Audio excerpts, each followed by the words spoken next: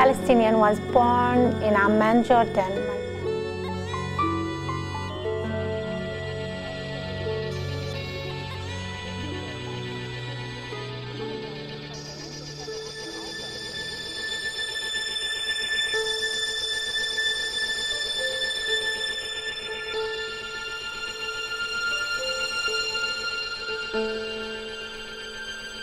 She was subjected to a strip search. Really, they put her in a room separate from anybody else, from anything else, for hours. They searched her, like every inch of her body. She told me that she was, the minute they left her alone, her tears were just coming down her cheeks.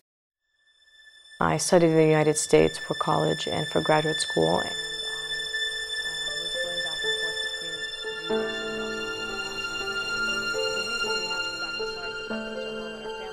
Was that we had to renew our identity documents and our permits, and if we didn't, they would expire and we would lose our right to return to our home. Now, every memory I have associated with that trip was one of absolute misery, and the policy or practice that stands out the most in my mind was this one of strip searching. I am a Palestinian American attorney. I live in Portland, Oregon.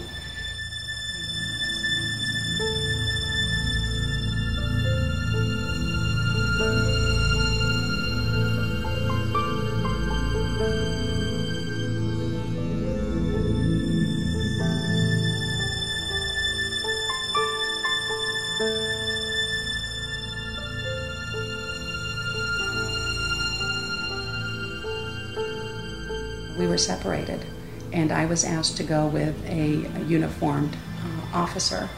And she asked me to undress. And I must have hesitated because she asked me again. And having grown up in a Christian family in Nazareth, I was quite modest. She took off my top, I helped to take off my pants, and didn't really say much of anything. And she had me turn around. She felt my legs, my behind. So there I was as a 10-year-old in this little room, just about completely naked, and knew that I could not challenge what was happening. And I just complied. It just feels, sitting here as an adult, that as a child I really shouldn't have had to go through that. I was born in Englewood, New Jersey, and I was raised in Cliffside Park, New Jersey, which is where I still live. It's a 1 square mile town, 10 minutes out of Manhattan. I was student council president, editor of my yearbook.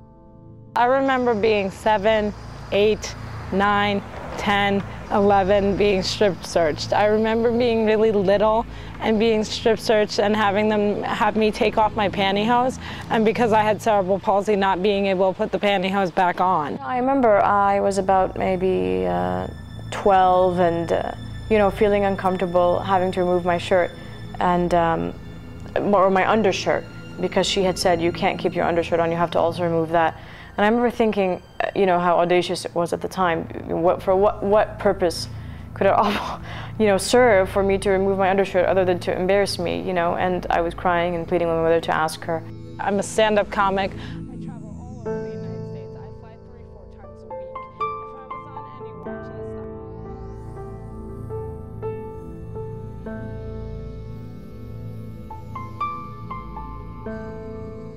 list, as soon as security saw my name, they flagged me. Then they took me to strip search me.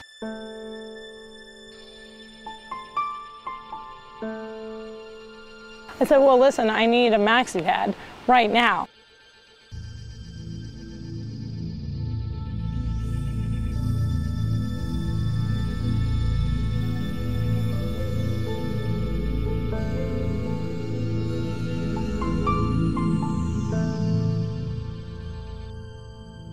One of the Israeli security females, when they confiscated my stuff and wouldn't give me a maxi pad, started crying. And she had her security tag like taken off of her neck, and she was sent away.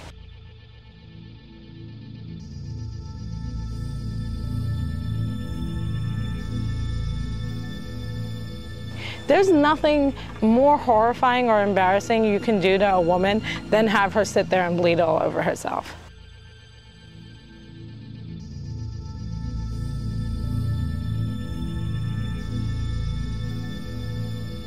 I said, will you at least admit that you're doing this to me because I'm of Arab descent? And she said, yes. It made me feel like they're above the law. There's nothing they can't do. If they've gotten to the point where they cannot give a girl in a wheelchair her maxi pad, there's really nothing that's sacred. There's nothing that's holy. There's nothing that's safe. There were several women, including the woman who was pushing my wheelchair, none of whom said a word. No one spoke up. No one. No one. No one spoke up. So now I'm embarking on a 12-hour flight in first class, covered in blood, and I get in and the flight attendant just looks at me like with such disgust.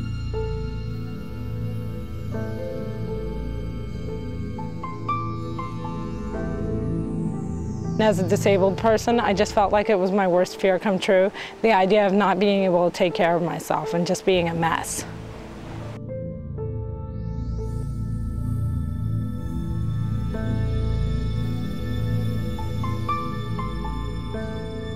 I try not to think of being over London and just feeling like I'm not gonna make it, I'm not gonna make it.